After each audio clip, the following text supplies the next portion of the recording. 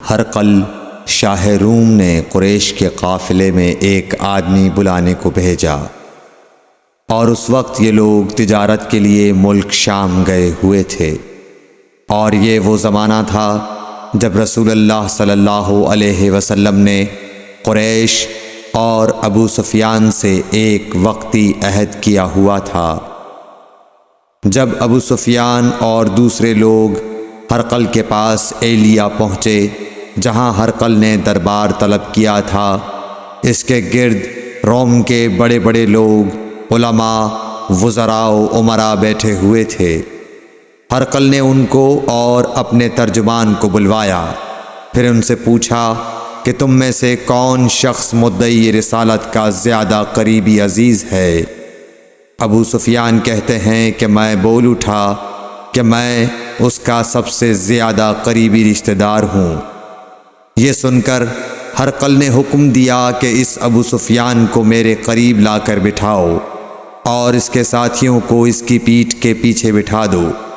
پھر اپنے ترجمان سے کہا کہ ان لوگوں سے کہہ دو کہ میں ابو سفیان سے اس شخص یعنی محمد صلی اللہ علیہ وسلم کے حالات پوچھتا ہوں۔ اگر یہ مجھ سے کسی بات میں جھوٹ بول دے تو تم اس کا جھوٹ ظاہر کر دینا۔ ابو سفیان کا قول ہے کہ خدا کی قسم اگر مجھے یہ غیرت نہ آتی کہ یہ لوگ مجھ کو جھٹلائیں گے تو میں آپ صلی اللہ علیہ وسلم کی نسبت ضرور غلط گوئی سے کام لیتا۔ خیر، پہلی بات جو ہرقل نے مجھ سے پوچھی وہ یہ کہ اس شخص کا خاندان تم لوگوں میں کیسا ہے؟ میں نے کہا وہ تو بڑے اونچے عالی نسب والے ہیں۔ کہنے لگا اس سے پہلے بھی کسی نے تم لوگوں میں ایسی بات کہی تھی؟ میں نے کہا نہیں۔ کہنے لگا اچھا اس کے بڑوں میں کوئی بادشاہ ہوا ہے؟ میں نے کہا نہیں۔ پھر اس نے کہا بڑے لوگوں نے اس کی پیروی اختیار کی ہے یا کمزوروں نے؟ میں نے کہا نہیں، کمزوروں نے۔ پھر کہنے لگا اس کے تابعدار روز بڑھتے جاتے ہیں یا کوئی ساتھی پھر بھی جاتا ہے؟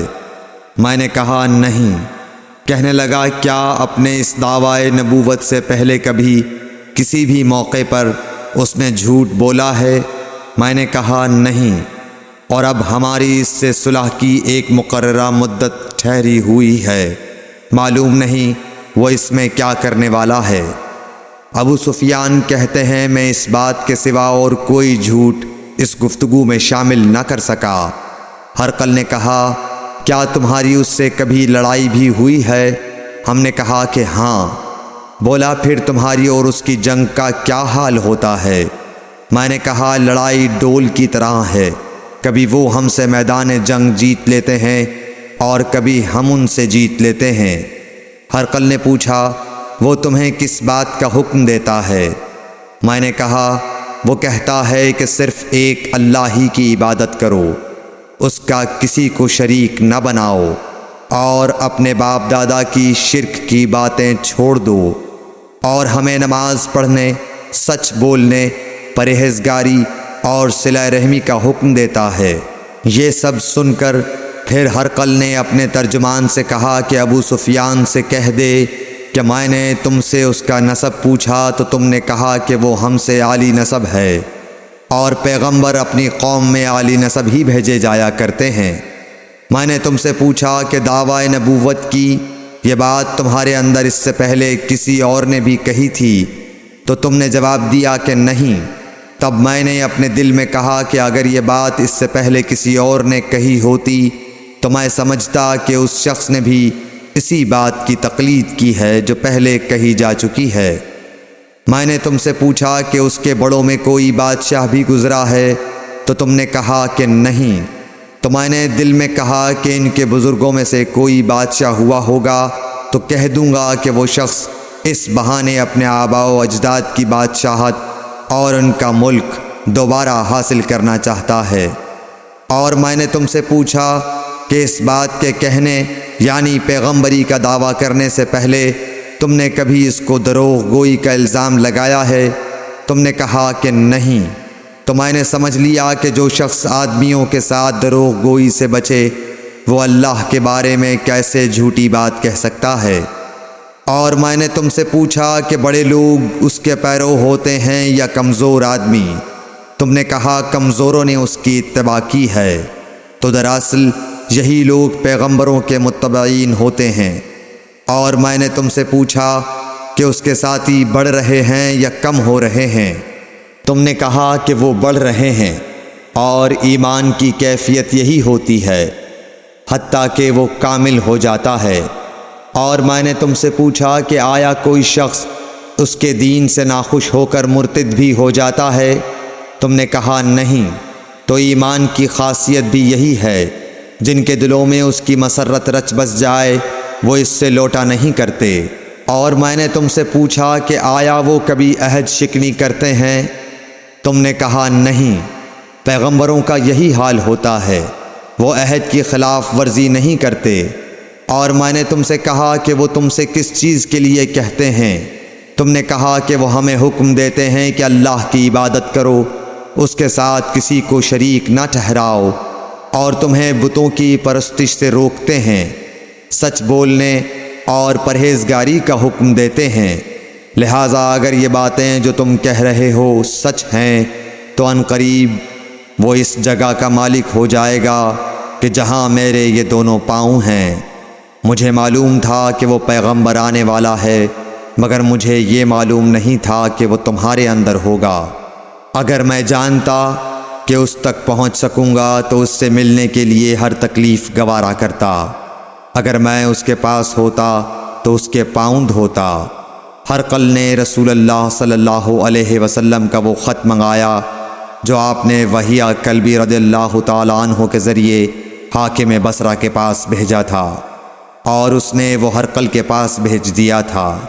پھر اس کو پڑھا تو اس میں لکھا تھا، اللہ کے نام کے ساتھ جو نہایت مہربان اور رحم والا ہے۔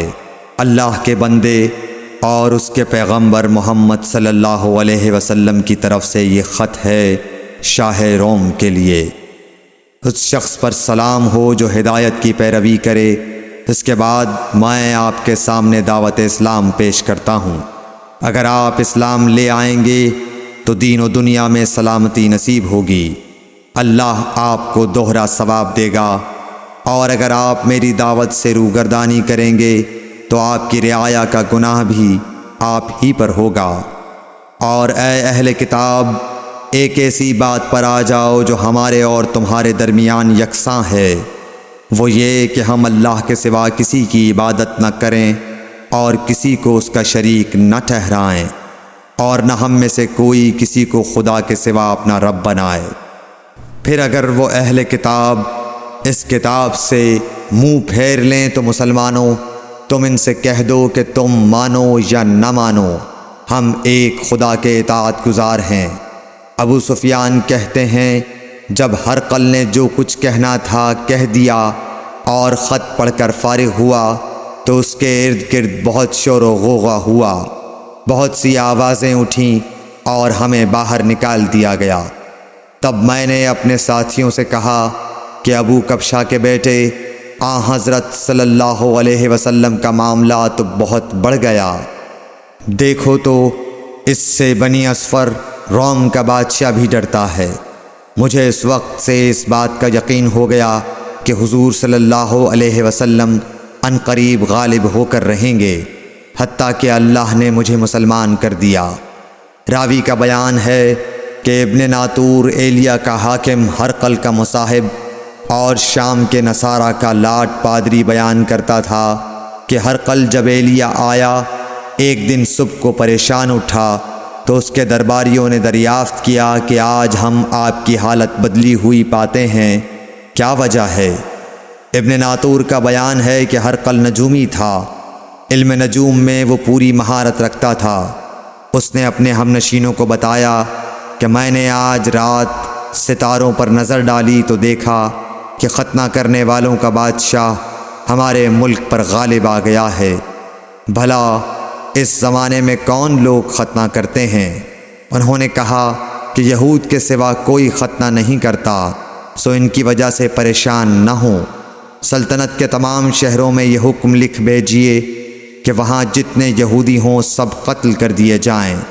وہ لوگ انہی باتوں میں مشغول تھے کہ ہرقل کے پاس ایک آدمی لایا گیا جسے شاہ غسان نے بھیجا تھا۔ اس نے رسول اللہ صلی اللہ علیہ وسلم کے حالات بیان کیے۔ جب ہرقل نے سارے حالات سن لیے تو کہا کہ جا کر دیکھو وہ ختنہ کیے ہوئے ہے یا نہیں۔ انہوں نے اسے دیکھا تو بتلایا کہ وہ ختنہ کیا ہوا ہے۔ ہرقل نے جب اس شخص سے عرب کے بارے میں پوچھا تو اس نے بتلایا کہ وہ ختنہ کرتے ہیں۔ تب ہرقل نے کہا کہ یہی محمد صلی اللہ علیہ وسلم اس امت کے بادشاہ ہیں جو پیدا ہو چکے ہیں۔ پھر اس نے اپنے ایک دوست کو رومیہ خط لکھا اور وہ بھی علم نجوم میں ہرقل کی طرح ماہر تھا۔ پھر وہاں سے ہرقل حمص چلا گیا۔ ابھی حمص سے نکلا نہیں تھا کہ اس کے دوست کا خط اس کے جواب میں آ گیا۔